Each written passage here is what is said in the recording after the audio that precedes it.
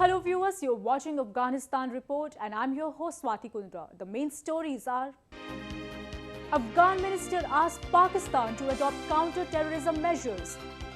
Afghan asylum seekers protest against Germany's changeable refugee law. Afghan filmmaker aspires to strengthen cultural ties with India. Unidentified gunmen in Zabul province of Afghanistan have kidnapped 14 bus passengers believed to be from the Hazara ethnic minority. The incident has come to light 10 days after the killing of 7 Hazaras by militants sparked one of the biggest protests in Kabul in years.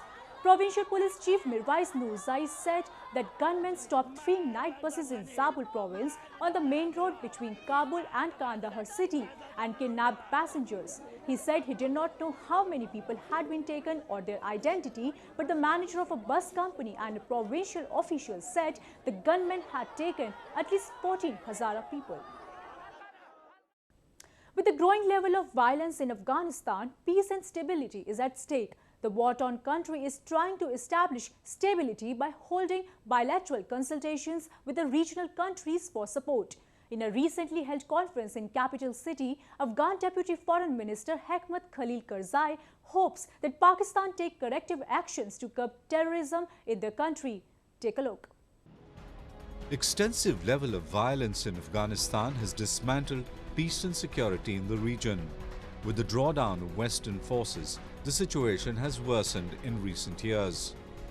To work out the modalities and to operationalize the strategic partnership between India and Afghanistan, a conference titled Indo-Afghan Relations: The Way Forward was held at Delhi's Observer Research Foundation, which was chaired by Karzai. During the conference, Karzai discussed the significance of regional consensus for maintaining stability in Afghanistan. The conference highlighted areas in economic, political and military challenges in Afghanistan. Afghanistan has been facing serious militant attacks which have worsened since 2001.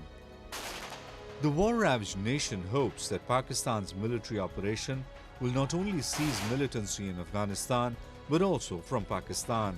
Karzai felt that once mutual trust and interaction develops between Afghanistan and Pakistan, it will benefit the regional countries also. I think the most important desire of the Afghans is that the actions that our Pakistani colleagues need to take regarding terrorism inside Pakistan is the same expectations that we Afghans have, that they need to take similar actions against different militant groups, particularly Taliban, the Haqqani networks. We would like to make sure that they take counter-terrorism measures, and if they're not able to do so, then at least label them as terrorists, so they are not able to operate and conduct serious activities and terrorist activities in Afghanistan. Afghanistan said India stands in the first circle of their foreign policy. Signing of the Indo-Afghan partnership in 2011 has strengthened relations between the two nations. India has been assisting the war-torn country in rebuilding the process of humanitarian assistance programs. Within this strategic partnership, there are 4 particular components. The first component is political and security cooperation. And in that security cooperation, there are a lot of requests and demands that the Afghan government had made, which were discussed during my interactions. Second, of course, is trade and economic cooperation. There are various different opportunities economically that we're looking at for us to engage India in different capacities. Third, of course, is social, cultural, civil society and people-to-people relationship. I think if one thing we probably don't need a group for that is people-to-people relationship, because we've always had this very strong and connected relationship, but nonetheless, that is there. Afghanistan looks to build concrete regional relations which will have substantial impact across the globe for peace, stability and growth. Afghanistan will soon be equipped with Mi-25 gunship helicopters supplied by India to fight off Taliban. The helicopters will kick off operations within the next 2 months. Afghan Deputy Foreign Minister Hekmat Khalil, who visited India this week, said that a deal with India is crucial since 2015 by far has been the most violent year for Afghanistan. In a major change of policy, Germany is to start deporting Afghan asylum seekers as it struggles to bring the refugee crisis under control. However, Afghan asylum seekers have protested against Germany's changeable refugee law. We have a report. Before the recent terrorist attacks in Paris, Germany had already announced it was reinforcing its suspension of the so-called Dublin regulations, which in theory means even Syrians who enter from other European countries could be deported. Asylum seekers are confused and fearful and say laws are changing fast and they're being left in the dark. A demonstration in Berlin was organized by 39-year-old Afghan asylum seeker Ahmed Fahid, who says his family were caught en route in Iran and sent home. Fahid worries he may also be removed. آره فعلا در سایت های اینترنتی خصوصا در فیسبوک همه میفهمن که نشر میشه که آقای اشرف غنی گفته باید که افغان‌ها پس دیپورت شوند بیاین به جای آلمان‌ها ما میگه گفتن که باید افغان‌ها غیر از مدرک صحیح نداشته باشن دیپورت شوند در شرایط فعلی که میبینید در آلمان همه افغان‌ها خوش هستن که دیپورت شوند به نظر شخصی من اگر جانشان در خطر از افغانستان خصوصا من شخصا که خودم از قندوز هستم ما با آلمان‌ها کار می‌کردیم اونجا شرکت ساختمانی داشتیم در میدان نوی قندوز حاضر هستیم که دیپورت شوم از یک رنج برام ای زندگی که در آلمان داریم. Even legal professionals are struggling to keep up with the pace of change. 30-year-old lawyer Anya Patel set up a makeshift legal center across the road from the protests in Berlin and is well aware of the concerns of the asylum seekers. So asking about, is it still possible to bring my family? And they are very concerned it won't be possible in a couple of months or even in a couple of weeks anymore. Their fears aren't unfounded. Denmark says refugees will now have to wait 3 years before they can bring their families. Germany is tightening rules too.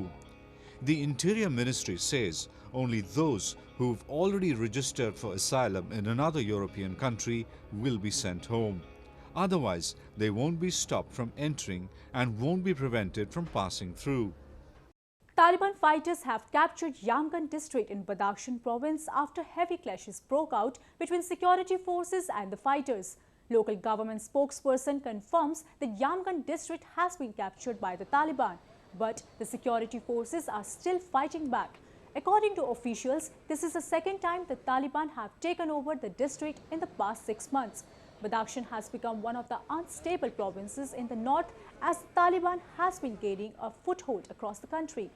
In late September, the armed group briefly took over the northern city of Kunduz before it was driven out from the strategic city by Afghan forces backed by the US airstrikes. During the Taliban's regime in Afghanistan, art and culture took a backseat, with the extremist government putting a ban on the film industry. An Afghan filmmaker who lives as a refugee in India is trying to revive the lost glory of popular Afghan culture through his movies. Let's take a look.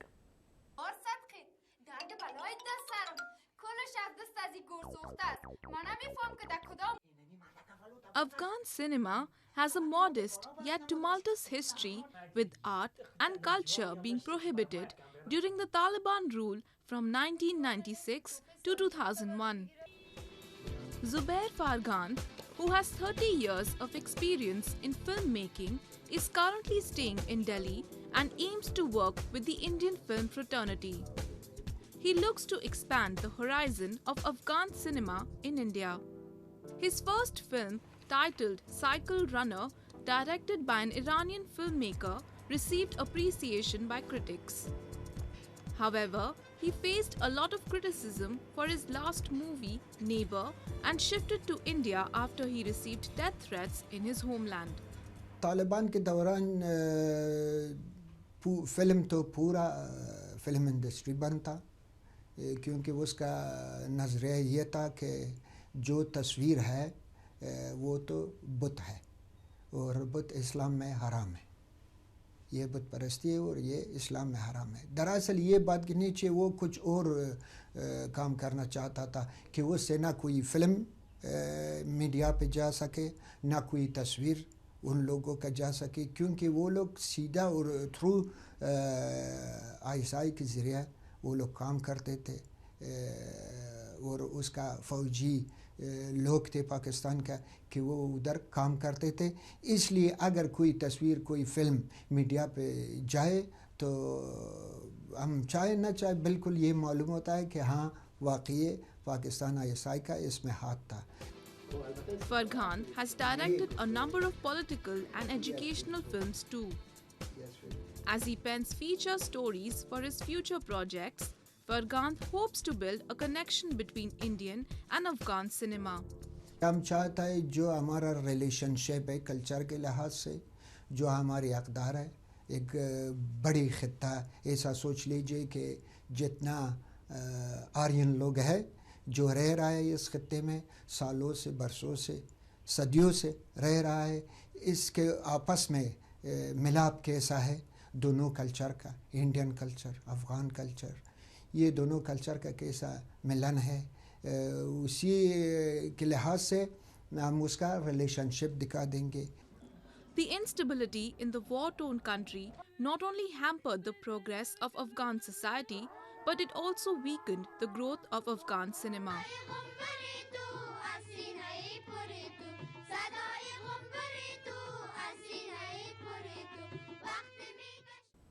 With that, we come to the end of this week's episode of Afghanistan Report. I'm Swati Kundra taking your leave. We'll be back next week with more news and views from Afghanistan.